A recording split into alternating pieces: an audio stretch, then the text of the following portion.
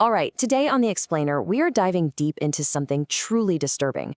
We're going to pull back the curtain on one of the most shocking secret programs the CIA ever ran. It had a code name, MK Ultra. Just listen to this. I was given a glass of Kool-Aid spiked with LSD. It was horrible. I mean, can you even imagine? Those are the words of someone who was just a child when they were subjected to these experiments. And this isn't some movie script. This was a terrifying, very real thing for a shocking number of people. So you got to ask yourself, how on earth did a US government agency get into the business of funding experiments this horrifying? Well, to really get it, we need to rewind. We've got to go all the way back to the paranoia and the fear that just saturated the early days of the Cold War. Okay, so picture this. The Korean War ends, and some American POWs come home. But something's off. They start spouting what sounds a lot like communist propaganda. This sent an absolute shockwave through the US intelligence community. Suddenly, they realized the game had changed. This wasn't just about guns and bombs anymore. They believed they were in a full-blown war for the human mind.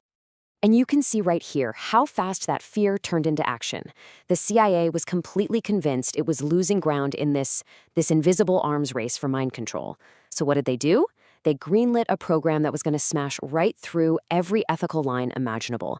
And that program was MK Ultra. And let me tell you, they didn't just dip their toes in the water. They threw serious money at this. We're talking $25 million. That's a huge amount, especially back then. And it was all to fund this network of psychiatric institutions all over the US and even Canada. They were on a mission to figure out how to control people, and they were ready to pay big bucks to do it, basically turning everyday hospitals and clinics into their own secret labs. So with a blank check for millions of dollars, things got, well, they got really dark really fast. The methods they came up with were all over the map. Some were even bizarrely creative, but all of them were deeply, deeply unethical. And the targets? Everyday, unsuspecting people. Let's talk about one of the most infamous parts of this whole thing. It was a sub-project with a name straight out of a spy thriller, Operation Midnight Climax. Here's how it worked. The CIA set up these secret safe houses. They'd hire prostitutes to lure men back to the apartments, and then, boom, those guys were dosed with LSD, completely without their knowledge. All the while, CIA agents were sitting behind a two-way mirror, just watching, taking notes on everything that happened. But here's where the story takes a really strange turn, a real twist of fate. The CIA also sponsored what were known as acid tests. They basically throw these LSD-fueled parties with live music and just watch what happened, to see how the drug worked in a group. And the irony is just incredible. In one of the most wild, unintended consequences you can imagine, the very counterculture they were secretly studying ended up being a key spark for the whole psychedelic and hippie movement of the 1960s. They kind of helped create the thing they were trying to understand. But as bizarre as all that was, the darkest, most damaging parts of MKUltra were really concentrated in one single place, a place that became a house of horrors, the Allan Memorial Institute in Montreal. And it was all run by one man, an infamous psychiatrist named Dr. Ewan Cameron. You see, Dr. Cameron had this theory, and it's absolutely terrifying. He called it depatterning.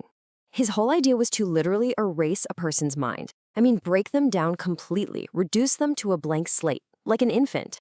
Why? So that he could try to rebuild their personality from the ground up exactly how he wanted. And to do this, to try and implant these new personalities, he used a method he called psychic driving. This is just unbelievable. He would put patients into drug-induced comas, sometimes for weeks. And while they were unconscious, he would play a tape recording on a loop right under their pillow. It would repeat simple phrases over and over, sometimes hundreds of thousands of times.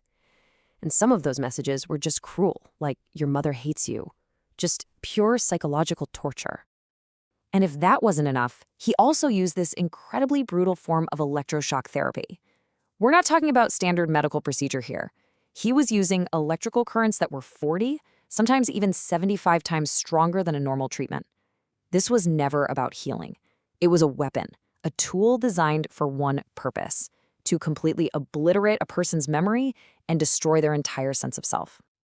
So let's just pause for a second, because this is the most important part. These weren't just abstract, mad scientist theories. This stuff was happening to real people: husbands, wives, kids. People who checked into a hospital looking for help and instead had their lives taken apart piece by piece. I mean, the level of betrayal is just staggering. Look at this. People were coming in for completely normal things: postpartum depression, anxiety, family problems. They trusted the doctors, they trusted the hospital. And what did they get in return? They were used as guinea pigs, put into insulin comas, blasted with massive electroshocks, all of it done in secret, without any consent. This right here, this note from an actual patient's file, it's absolutely chilling. Listen to this. After giving a man 54 high-voltage shock treatments, the doctors wrote that they were discouraged. Discouraged why? Because he still had ties to his former life. He was asking to see his wife. Let that sink in. Their goal wasn't to help him. Their goal was to completely annihilate the person he was. And when you hear from the survivors, it's just heartbreaking. They talk about being released as empty shells, completely cut off from their own lives. Just like this person said, "When my family came, I was a zombie. I didn't even know who they were." Imagine that, looking at your own family and seeing strangers. And of course, the damage didn't just stop with the patient. It was like a bomb going off, and the shrapnel hit everyone around them. It destroyed entire families. This person's father came out a total stranger, couldn't even recognize his own daughters. He lost his job, and the family was thrown into poverty. So one person's so-called treatment ended up wrecking a whole family's future. And this might be the most tragic part of all. The experiments could actually twist love into violence. Here's a man who, before the experiment, said his daughter was the apple of his eye. He comes home and he starts beating her. The person his family sent away for help was gone, replaced by a violent, unpredictable stranger. So for decades, all of this was buried, a dark, ugly secret. So you have to wonder, what happens when something this horrifying finally gets dragged out into the open? Well, the story shifts. It becomes about cover-ups, about denial, and about a long, painful fight for any kind of justice. So in 1973, the political winds started to change, and the CIA knew they had to shut MKUltra down. And what was their first move? Systematically destroy the evidence. Shred the documents, burn the files. They tried to erase it from history. But you can't bury a secret that big forever. A whistleblower, a guy named John Marks, eventually exposed the program's existence. That led to huge congressional hearings in the mid-70s, and the CIA was finally backed into a corner and forced to admit, yes, this program was real. But here's the kicker. Admitting it happened didn't lead to any real accountability. The CIA basically said, yeah, it existed, but they gave up no real details and definitely no apology. So for the survivors, what did they get? Zero compensation from the US government, zero formal apology, nothing, just silence. And so for decades, the survivors just suffered in silence. Many of them carried that trauma with them to the grave. Now, today, it's their kids, the children of the victims, who are still in this fight, pushing a class action lawsuit against the hospitals and institutions that were involved. And because the CIA destroyed so much of the evidence, the sad truth is we'll probably never know the full, horrifying scale of what happened. And that just leaves us with this huge, difficult question, right?